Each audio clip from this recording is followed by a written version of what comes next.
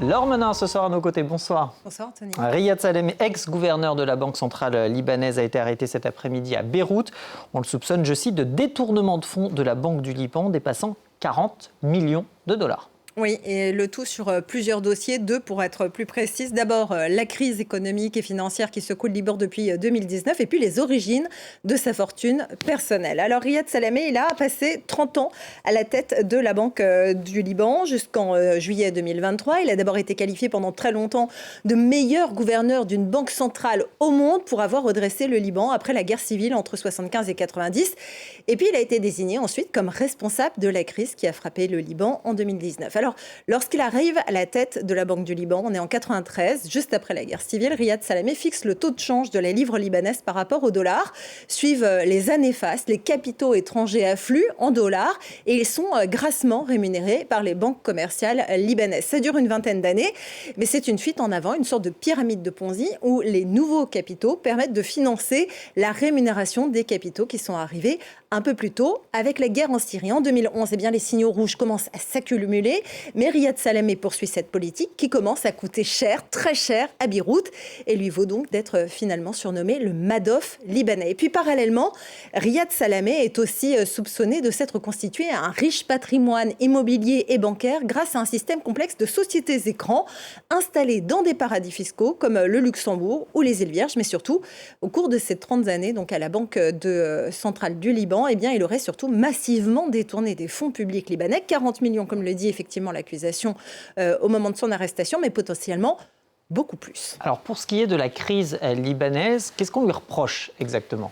Alors, en 2019, le Liban a quand même sombré, est arrivé dans la pire crise, l'une des pires crises économiques et financières de l'histoire mondiale, de la vie même de la Banque mondiale. Concrètement, ce qu'on reproche à Riyad Salamé, c'est d'avoir permis à l'économie libanaise de rester stable malgré un déficit de sa balance commerciale de 20% du PIB, qui est bien supérieur à ce qui peut être supporté par un pays en général, et qui s'explique notamment par le fait que le Liban produit peu d'objets et importe énormément, ce qui lui coûte cher. Avec la pyramide de Ponzi que Riyad Salamé avait mis, eh bien, ça a en quelque sorte masqué ce déficit structurel derrière un rideau de fumée pendant très longtemps.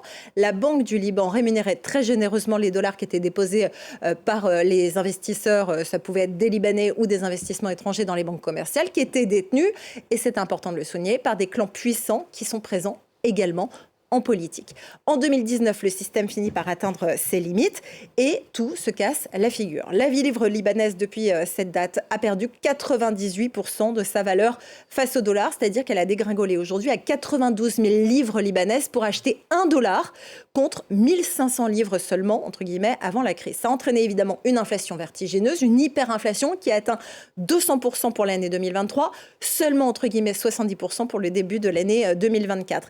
80% de la population dans ces conditions et sans surprise a plongé sous le seuil de pauvreté. Sur cette période, depuis 2018, le PIB s'est contracté de 40%. Et puis bien sûr, les pannes informatiques, électriques, les pénuries de médicaments et d'autres produits de première nécessité sont extrêmement fréquentes. Et puis surtout, c'est peut-être ce qui a le plus marqué dans cette crise, c'est que les épargnants n'ont pas pu retirer leurs économies des banques. Enfin, pas tous. Riyad Salamé a aidé des dirigeants politiques à transférer leurs capitaux vers l'étranger en octobre 2019, juste avant l'effondrement de l'économie libanaise. Beaucoup de Libanais lui en veulent donc pour ça, et surtout au niveau international, ils ne sont pas seuls. Les États-Unis, le Canada, le Royaume-Uni ont imposé à Riyad Salamé des sanctions économiques pour corruption. Washington estime même que ces actions, je le cite, ces actions corrompues et illégales ont contribué à l'effondrement de l'état de droit au Liban. Alors vous avez parlé des reproches qui lui sont adressés autour de sa fortune. De quoi s'agit-il ?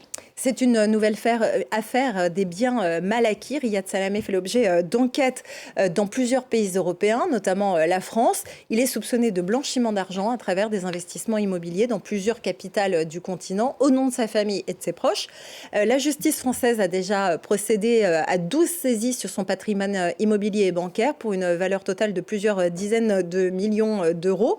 En 2022, la France, l'Allemagne, le Luxembourg ont aussi gelé 120 120 millions d'euros d'avoirs soupçonnés de lui appartenir.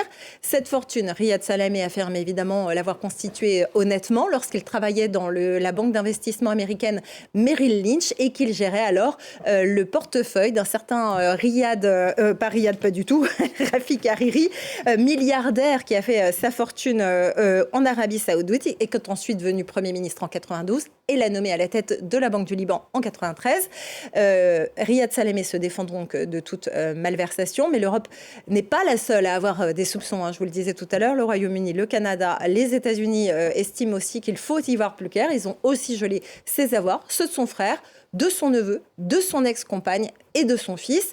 Washington estime que l'ancien gouverneur a abusé de sa position pour, je cite, s'enrichir et enrichir ses associés en acheminant des centaines de millions de dollars. Il faut savoir que Riyad Salamé, selon certains experts, avait des ambitions présidentielles et qu'il n'osait rien refuser à la classe politique qui, comme je vous le disais tout à l'heure, a pour effet d'avoir également beaucoup d'actions dans les principales banques libanaises. Merci beaucoup, Laure Manin.